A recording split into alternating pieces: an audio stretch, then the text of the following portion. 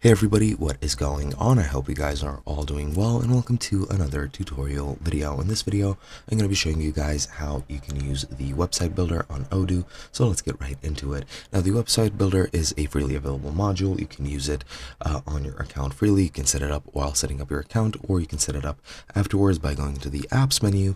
But once you have it installed, you'll be able to access it from your dashboard.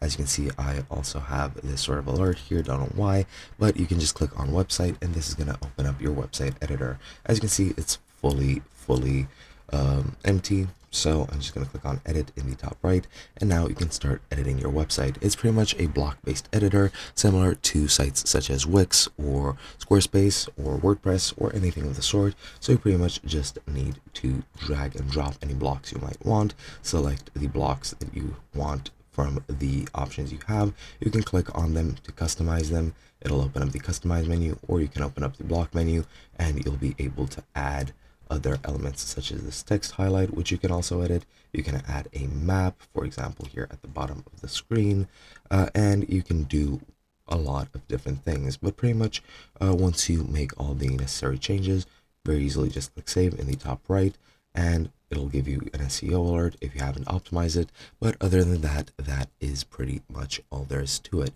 I hope you guys enjoyed, and I'll be seeing you guys in another video.